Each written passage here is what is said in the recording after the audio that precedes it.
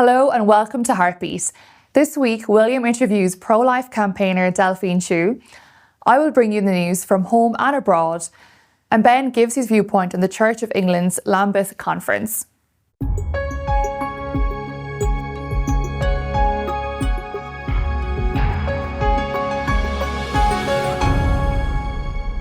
Delphine, a big thank you for joining us. So we've had a number of international voices here on SPUCTV recently, so it's great to have one closer to home in you. Now, cancel culture is perhaps one of the most overused or rather misused phrases in contemporary discourse. But you were quite literally cancelled fairly recently for your pro-life beliefs. Can you tell us about this chapter in your career? Yeah, absolutely. So it was back in April 2022. I remember it very well. I was in magazine journalism, a career I'd been in for about 10 years. And it was really such a formative part of my life. It was where I had my social network, my friends, and I was really kind of climbing the career ladder. I wanted to become a magazine editor myself. And I really had no idea that being a women's magazine journalist was completely in conflict with being pro-life. Obviously, like the Bible says, be wise as serpents and innocent as doves. I was just innocent. Like I had no idea because I was raised in the diversity, inclusivity, belonging kind of era in my career. So I thought, well, because I'd recently come to Christian faith and I had really understood the theology and the sanctity of life. And it helped me to be like, okay, I can't sit on the fence on this issue anymore. I really do need to speak out. And it was just so fascinating for me because I went to a pro-life launch party and wore a really nice dress. My sister wore a fantastic dress. Took a photo of us two together. There was nothing inflammatory in the photo. It was just me and my sister. And I said, standing up for the biggest form of discrimination, ribbon emoji, like really nice on my Instagram, which at the time was private. It was my personal Instagram, but a lot of magazine editors followed me. A lot of the brands followed me. And after that, it was just like an exodus. I just saw that loads of people unfollowed me. I didn't hear from anyone. And it's sad because I actually consented to my own cancellation because I didn't question it. I just was like, oh. And it went from getting, 18 emails a day from these editors commissioning me for work to nothing, to silence. Like you can look at my inbox and just like from that day to the next, there was just nothing. It was like I didn't exist anymore. So in a sense then, your cancellation was arguably worse than simply getting the sack in that it was kind of done on the down low in a sneaky way, as in you're essentially ghosted by employers and people in your industry essentially. Yeah, that's such a good way of putting it. And not only employers, but people I thought were my friends.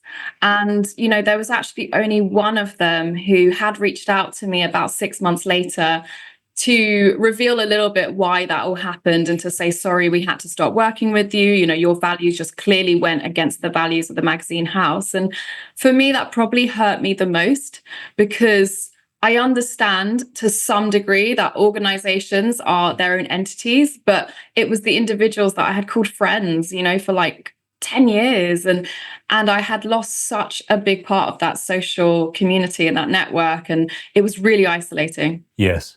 Well, on the back of that then, do you think that fashion journalism as an industry is redeemable?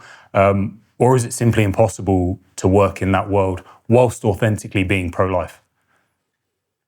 I think it's getting much more difficult. There's a few examples like Glamour Women of the Year, for example. They helmed trans women in the whole awards, which is just sad because it's an award for women's and then you're seeing women actually being excluded from it. So you've got this kind of ideologies that are really seeping into women's magazine journalism, which are quite actually at the heart of it, anti-women. And then, of course, like the sexual revolution and feminism and all these kinds of ideologies that they really do buy into. And it's almost as if you need to have all of these identity cards to be a magazine journalist these days. I will say that I'm feeling more encouraged because I saw that Teen Vogue shut down. And I remember that Teen Vogue had an article. Teen Vogue, by the way, it's for 13-year-olds, 14-year-olds. And they had an article once which was like 10 things to buy your friend who's just had an abortion. And it was like a little gallery And it was like, buy her some cute underwear, buy her some chocolate, buy her Gilmore Girls. And it was really trivializing something which is so incredibly painful and just such an insidious industry. And just to make light of it, that you can just buy someone pretty underwear and they'll feel okay about it, was just completely inappropriate. And just to and insane that you're telling children this, teenagers. So I'm encouraged to see that they have shut down. I'm also encouraged that there are other magazines that are really raising up, that are very pro-family, very pro-woman, like in the actual sense of the word. So magazines like Evie magazine, Verily doesn't Photoshop or anything like that. So I don't think the industry as a whole is completely without hope. I just think that the mainstream has gone completely the wrong direction, and we need to see more magazines that are actually representing women with different viewpoints, and also that really stand up for the family and for the sanctity of life and the dignity of every life. Yes. So you mentioned that the teens are under threat of propaganda from these fashion magazines. Leads me on nicely to this question then. How do teenagers, students, young pro-lifers protect themselves and their careers against the very real threat of being cancelled? Yeah, it's a really good point. I said before about being wise as serpents, innocent as doves. So like I had my innocent era where I just had no idea. Like people have said to me, you were so courageous. I genuinely wasn't. I was just ignorant, sadly, that this cancel culture existed. Now is the era to be wise. Like now is the era to be strategic and to understand. So I really see that we live in a legal rights culture, right? Everyone's like, my body, my rights, everything like that. And what we have forgotten is what is actually right. What is the right thing to do? What is morality? What as a society do we need to be doing to lean into being a moral culture that, leads to human flourishing and the good of our communities? So I think in that way, we almost have to fight fire with fire. We're living in this rights era where everyone's obsessed with their rights. So use that. We do, if you are Christian, for example, if your pro-life beliefs are rooted in your faith, you have freedom of religious belief. If you're not Christian, but you're just pro-life from your values, you have the freedom of your philosophical belief. Like these are rights. So we're based in the UK, and these are rights that we have in the Equality Act here. So it's about being smart. Like if the enemy is going to use legalities to try to protect something which, really doesn't make sense in the terms of just the natural flourishing of humanity, use legalities to argue against it.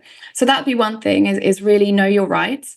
Secondly is be really good at your job. Like be unfireable. Like just smash it. Be great. And also let us be in all industries. Don't feel discouraged that, if someone's listening to us and they want to be a magazine journalist, I want to encourage you, be a magazine journalist, because we need people there with these different viewpoints and these different ways of seeing the world. And for me, I completely, as I said, consented to that cancellation. And had I known what I know now, I would have reacted so differently. I would have understood it was clear discrimination. I could have definitely fought back. But I think because I was so young in my journey of faith and in my journey of being like a bit more of an active public pro-life figure, I didn't really know how to react. I was so vulnerable to just being pushed aside. So yeah, just be confident that you actually aren't a minority. Like build this community so that that you can feel confident in that you're protected by the people around you, and be joyful. Like change hearts, change minds by just being like a really joyful person that people can't argue with. Because if you're a witness to that, because you're standing up for like the most vulnerable in our society. Yes, quite literally. We can do that proudly with our heads held high. Yeah. And you made a good point earlier, because it can be very tempting. Even I have to resist this temptation. It can be tempting to retreat into oneself, one's own family, one's own community, because the world is getting so crazy. But as you say, we need good, moral, pro-lifers, Christians, whatever it is, in all sectors in society. That's how we'll see pushback, yeah. Now, Delphine, I recently interviewed Sean Corcoran of American pro-life organisation Men for Life. He made the observation, I found it quite an interesting one, that the pro-life movement is led primarily by women with the distinct lack of men stepping forward. Now, is this an issue that you observe? And if so, how do we address it? Well, I mean, no uterus, no opinion, right? So, So we've been told. I have some male friends who have sadly been very hurt by abortion, and they felt they had no control, and they really didn't feel, even though they really wanted the child, that they had a say. And I think that is such a crying shame that society has made men feel powerless when it takes two to be a parent. It takes two to create a child and a new life. So I think I'm really encouraged to hear that more men want to stand up to this. I think from a perspective of like marketing and the kind of visuals, we know that obviously women, it's easier for women to talk about their own bodies, their own rights, their own ability to carry life. So sometimes, it does seem like women are the poster women for the pro-life movement. But I think knowing that men are in it with us, it shows the power of parents as a unit and of men and women as a unit, because we've become so divided as a culture, men versus women. And I think that's really hurt the social fabric of our society today, because we have to live in complementarity. So I really think that it's a good thing, and more men need to empower other men to know that they're not helpless in this. It's not like, oh, my girlfriend wants to have an abortion and I guess I don't have a say. Like, no, you do. And you need to really also to be able to show that woman that, like, I'm going to step up. I'm going to be a good father. I'm going to be there for you. I'm going to protect and provide for the child. Maybe that's all that woman needs to hear to feel confident to go through with that pregnancy. And obviously we hear of stories where women are being coerced into having abortions by the the men that they're in relationships with. So in that as well, if you could change the culture with men, if men in general can really see the sanctity of life, you're not going to have that same abuse or coercion happening. So if anything, men stepping up, it protects women, it protects babies even more. Why wouldn't you? And why wouldn't we as women welcome that? Yes, and that's the point that Sean made. It's such a natural instinct for a man to want to protect his own children. Why should we not extend that to wanting to protect literally the most vulnerable of the most vulnerable in the unborn child? Exactly. Now, Delphine, as a Catholic, do you feel personally that there's anything that the church in this country, in the UK, could be doing differently to combat abortion? 100%, so much. I think that the breakdown of family ties, sadly, is really causing a rupture in our social fabric. And I think the church needs to be much more supportive of being pro-family, of showing young people that it's a reality that you can have and you can flourish in, and also not getting influenced by the culture. Like, I know of some Catholic schools that do in their curriculum somehow even talk about abortion in a way that isn't very much like, this is an absolute crying shame. Like, I just feel like abortion is going to be something that one day we're going to look back at and just be absolutely horrified that we ever allowed it into our society and called it healthcare. And I think it's the miseducation of a lot of people, they see it as tolerance and kindness and choice. And we don't really understand what, for me, I really didn't have an opinion on abortion. I'm like ashamed to say, but I'll be honest. Like, so in my early 20s, I just didn't really think about it. It didn't really impact my life. And that was mainly because I actually didn't know what an abortion was. And, my friends who are still pro-choice, I try to say to them, is this a very informed decision, opinion that you have? Like, do you really know what an abortion entails? Do you know what it means? And so I think that actually the church has more need to actually educate people properly and to not be lukewarm on this topic. This is a real horrifying topic that we need to push back against, and we shouldn't be ashamed or scared to say that. And the church as an institution, I think, needs to be exactly much more pro-family, much more supportive to the family, to the community, to building up that community and those community ties, and also to speaking the truth, the biological truth of what abortion means and what it entails. Yes, and from my perspective, the church could also do with not shying away from the basic sanctity of life argument. So it can be tempting to resort to what the culture is saying about abortion, to argue along on their terms and along their lines. Whereas sometimes you just need a reminder that all human life is inherently sacred. And whilst others don't necessarily acknowledge the sanctity of all human life, that message needs to get out there, whether they will or not. Now, It's finally, a really good Delphine, point. what's the one thing that you personally wish that advocates of abortion knew about pro-lifers? Perhaps you in particular. What do you think? What do you wish they knew about you? I think that I really love women. Like, the reason I went into women's magazine journalism is because I wanted to tell stories and I wanted to show womanhood in all of its shapes and sizes and all of its different guises. And I think, you get called so many things when you're publicly pro-life. You get called anti-woman, dangerous, evil, and I think it's just, I wish people would really understand that. Do they think we want to be persecuted? Like, do they think that we want to put ourselves out there where we're being literally sent rape threats, death threats because of something we believe in so inherently? And do they not question why we're doing this? Because no one would choose to put themselves in that position for fun. It's because exactly what you're saying, the sanctity of life. And I don't think anyone would really argue with that every single life, is inherently sacred and has dignity, no matter, if they're a man or a woman, if they're disabled or able-bodied, any of these things, like, they are absolutely an incredible, unrepeatable creation. And that's amazing. That's the most inclusive message one can think of. That's true inclusivity and equality. 1000%. And that's the thing. I just wish people would think more critically and ask questions and really understand that, you have to look deeper. And actually, the foundational argument, as you say, is so simple. So the fact that the mainstream media does its best to avoid all discussion of abortion, is that essentially them failing us?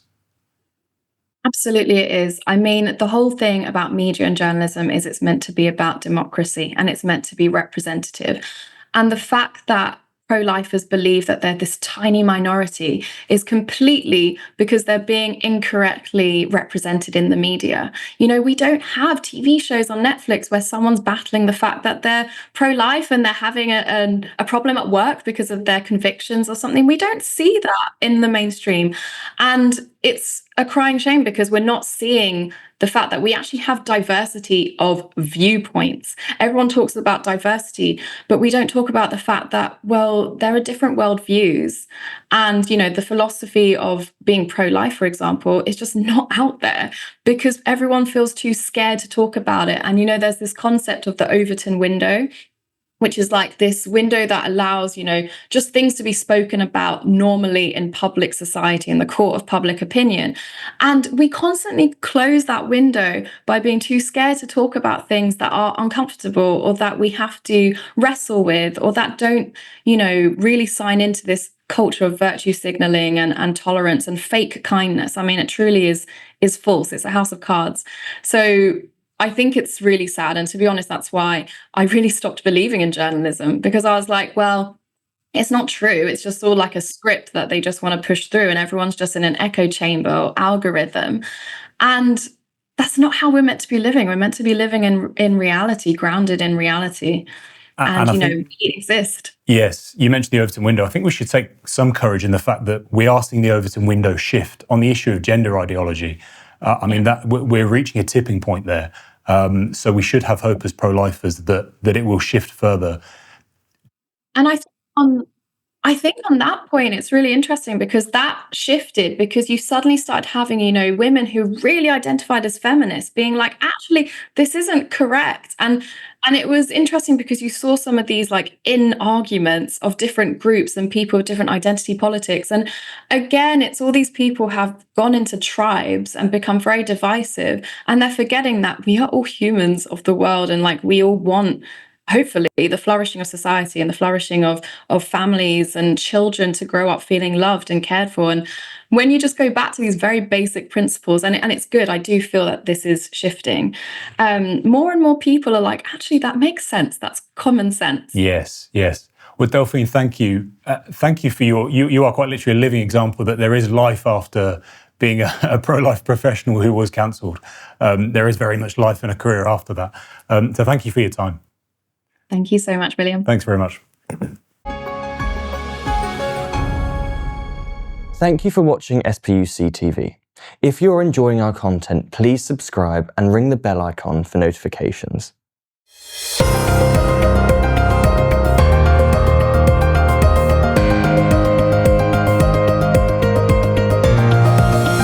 Campaigners at the pro-life organisation Students for Life of America are declaring a major policy win after the US Environmental Protection Agency, the EPA, agreed to investigate possible abortion water pollution linked to chemical abortion pills.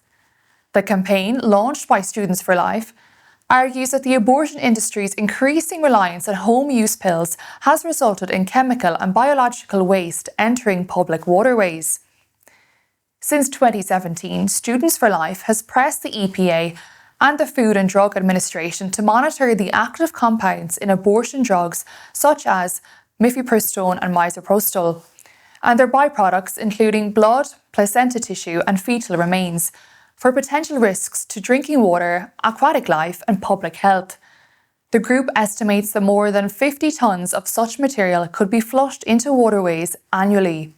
From the pro-life perspective, this development marks a turning point. It recognises unborn children not only as victims of abortion, but also as part of a wider environmental and public health issue. SFLA President Kristen Hawkins said, "We don't have to take sides on abortion to oppose drinking abortion pollution. Clean water is a universal right."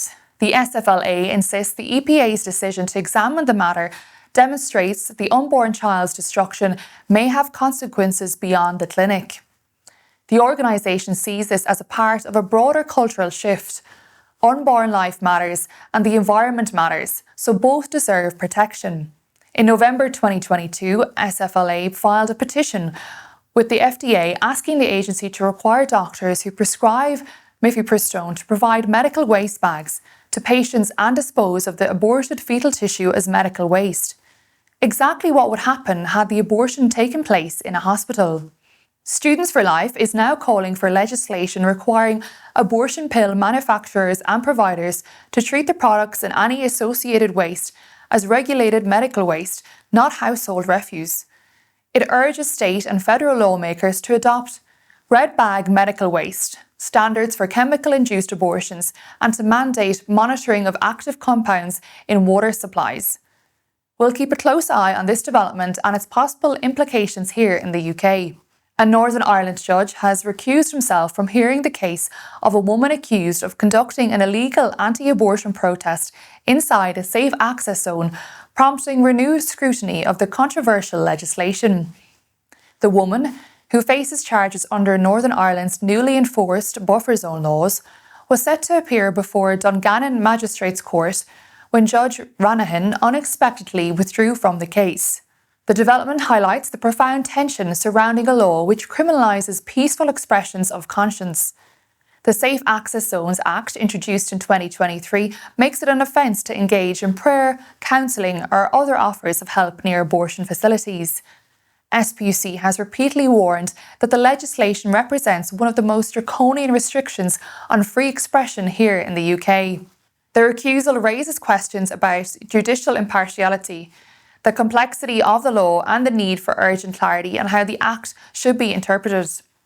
For pro-life advocates, the fact that a judge felt compelled to step aside reinforces concerns that the law is vague, punitive and risks ensnaring individuals whose actions are entirely peaceful. The case is a reminder that ordinary citizens, often individuals, reaching out in compassion, are now treated as criminals for offering alternatives to abortion. Commenting on the case, SPUC Director Michael Robinson said, "When silent prayer and offers of support are defined as harm, something has gone deeply wrong in a democratic society." SPUC argues that buffer zones do nothing to protect women, but instead suppress life-affirming outreach and shield the abortion industry from accountability. As the case proceeds under a new judge, Pro-life groups continue to insist that no law should ever treat compassion as a crime or silence those who speak up for the unborn. The South Australian Parliament has voted down a bill that would have restricted abortion after 22 weeks and 6 days, a move which pro-life campaigners say represents a grave lost opportunity to defend unborn children.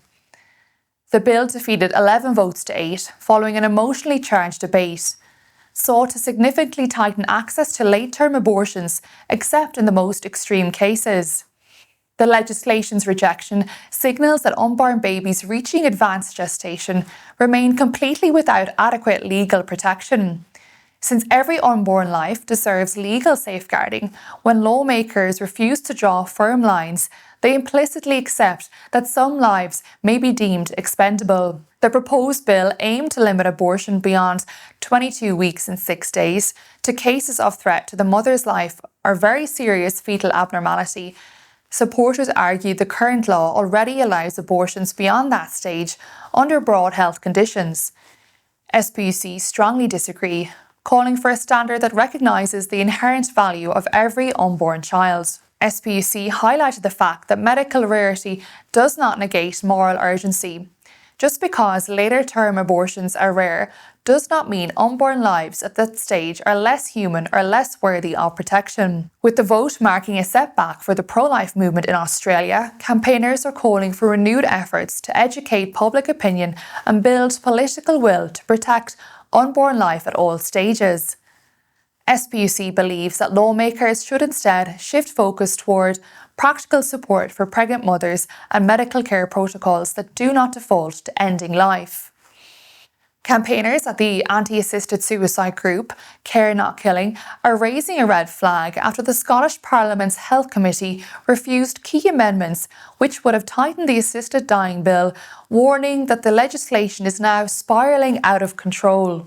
The bill, sponsored by MSP Liam MacArthur, is due to be debated further at stage 2, but opponents say that by refusing to limit eligibility to those near death, parliamentarians have opened the door to far broader application than originally claimed. Among the discarded amendments were proposals to restrict access to those with 6 months or less to live, and to exclude individuals whose reason for requesting assisted death involves mental health, disability, or feelings of burden. From a pro-life viewpoint, the significance is stark. When legislation designed to end life is broadened rather than narrowed, the risk to vulnerable individuals multiplies. Care Not Killing argues that once the principle that a doctor may assist death is accepted, incremental extensions to eligibility are almost inevitable, and that Scotland is heading down the same path followed in countries where legal safeguards have eroded over time. By refusing to include a strict prognosis limit, MSPs are signalling that not only the terminally ill but those with years to live could qualify, said Care Not Killing CEO Dr. Gordon MacDonald. This isn't a narrow reform, it's a foundation for expansion, he added. As the bill progresses, Care Not Killing is urging MSPs to pause and reflect, protect life, expand palliative care, and reject legislation that paves the way for death as a right. The alternative, they insist, must be robust support systems that value every human life from first breath to natural end. Separately, at Westminster, the Special Select Committee formed to hear evidence about the terminally ill adults' end-of-life bill concluded its proceedings. Now that the Select Committee has reported, the normal committee stage begins. This bill will be examined line by line and any peer can suggest amendments. Unlike in the Commons, all suggested amendments have to be considered and members can discuss an issue for as long as they want. The government cannot restrict the subjects under discussion or impose a time limit. For updates on the progress of both bills, please visit spuc.org.uk and stay tuned to SPUC TV. I'm Catherine Mokler and this was SPUC TV News, bringing to light what others hide.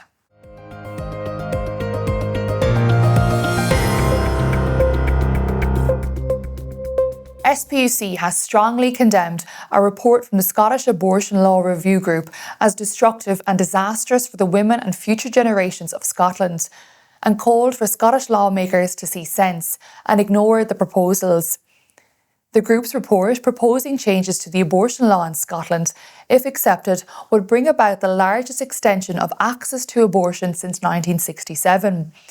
If accepted by MSPs, the proposals would mean that prior to 24 weeks gestation, the current legal time limit, all grounds for abortion would be removed and only one doctor's signature would be required.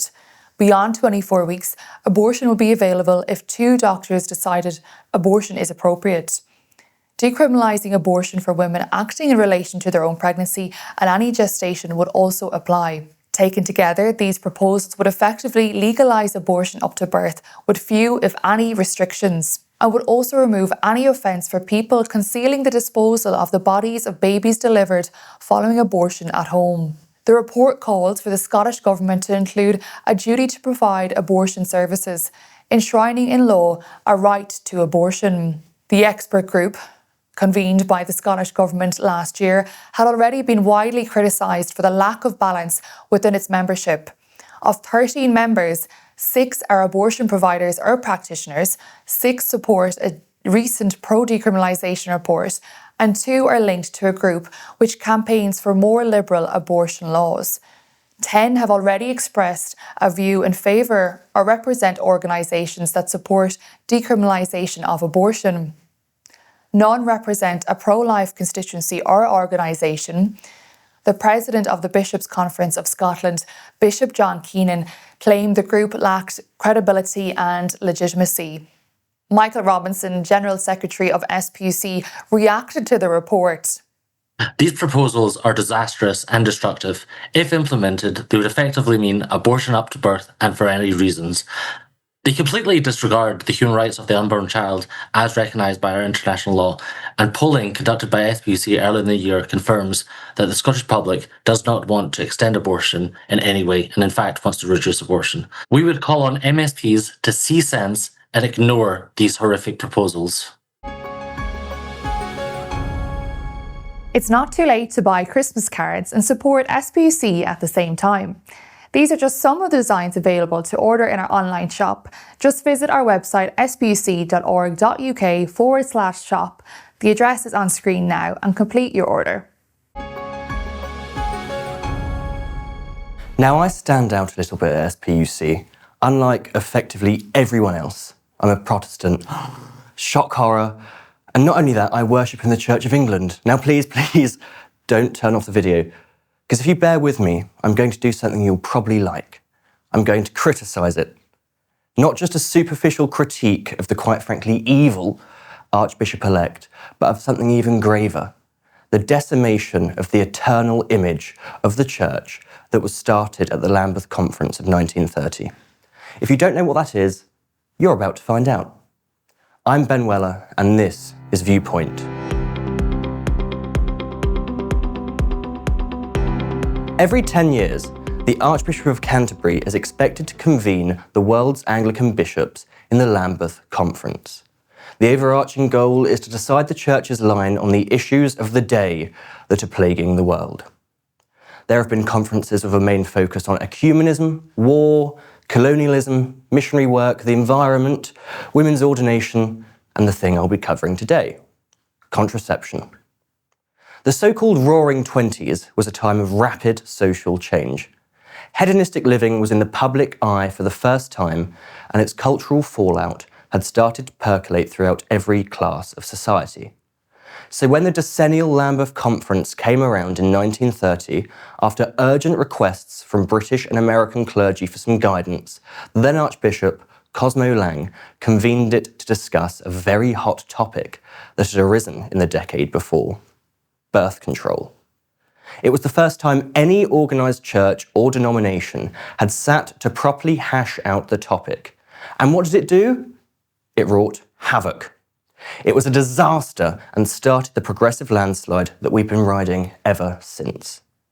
Thanks to the decisions of the bishops 95 years ago, we are sat in a heap at the bottom, surrounded by abortion, IVF, prostitution, divorce, pornography, surrogacy, and a general licentiousness that has stripped any sense of taboo from perversion. Of course, I'm not blaming today's situation on the well-meaning Archbishop. Lang was, after all, famous for refusing to crown King Edward VIII after his insistence to marry Wallis Simpson, a double divorcee. Alas, the fact remains that the church fell to a defeatist idea of if you can't beat them, join them. In 1904, an organisation called the National Council of Public Morals was established. It was an ecumenical social purity movement that had aims that at least I would see as very noble. They commissioned 2 reports into the falling birth rates in England, and their second, in 1925, was chaired by the King's physician, Lord Dawson of Penn. Despite the report never taking an overtly pro-birth control stance, they did say that it was not just impossible to reverse contraception use once it was already widespread, but that it was idle to condemn indiscriminately that which is practiced universally, adding that the job of the church was now to ennoble it through knowledge and conscience. He also mentioned that he saw mothers as broken by repeated childbirth. Now, we can't forget that whilst Dawson carried the nominal Christianity that the majority of the British aristocracy carried at the time, he did have some dark affiliations that mean he may not have been the neutral mediator that the report needed.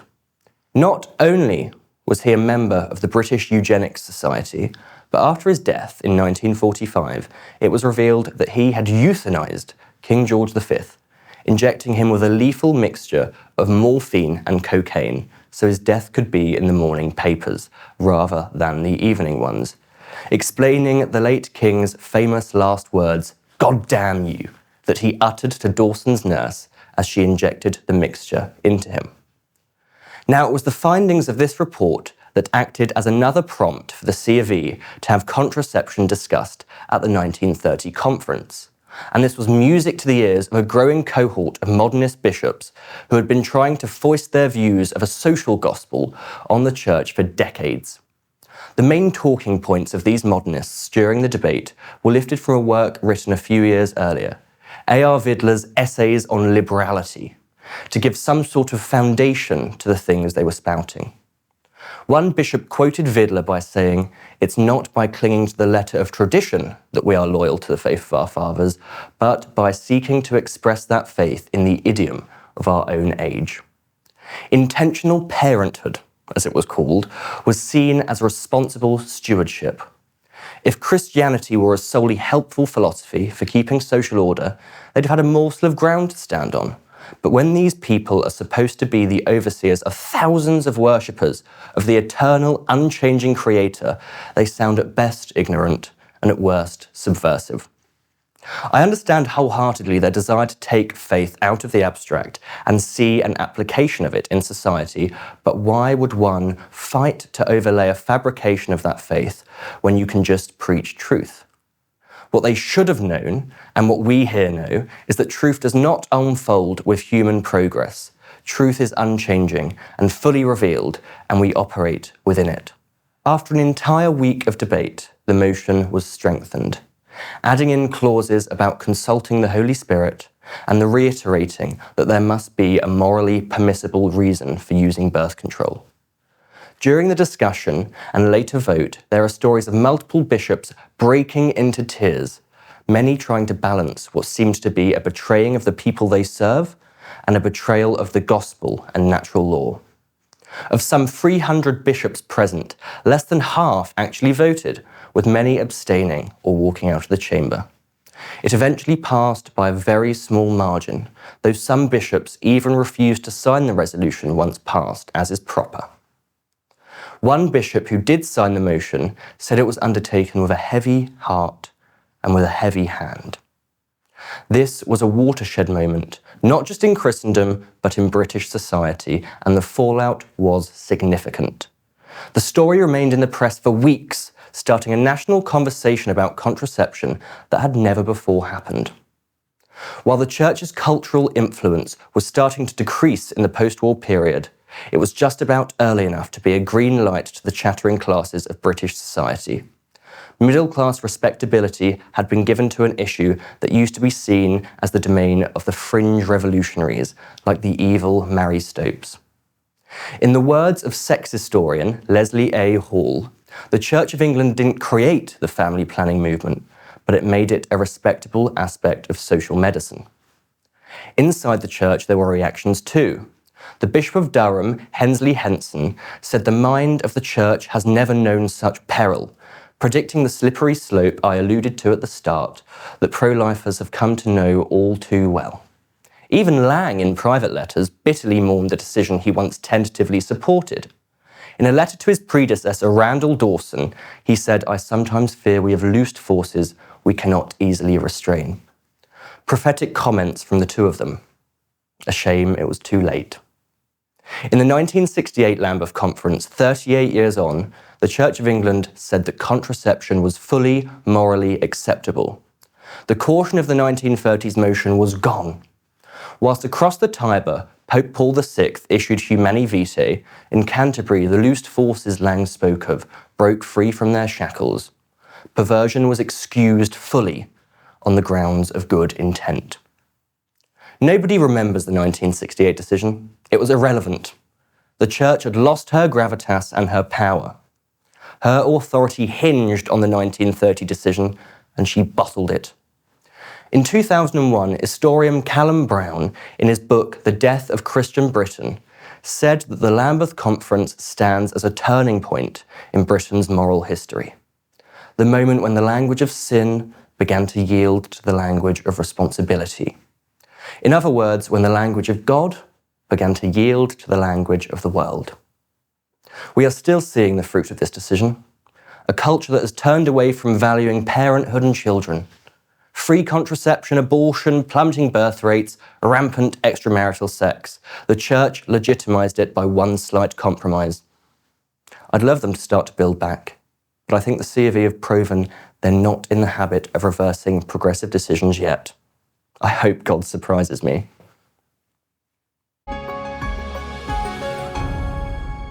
That's all we have time for this week. If you are enjoying our content, please like, comment and subscribe. And if you have any suggestions or topics we should cover, please email us at the address on screen or in the description below. Thanks for watching.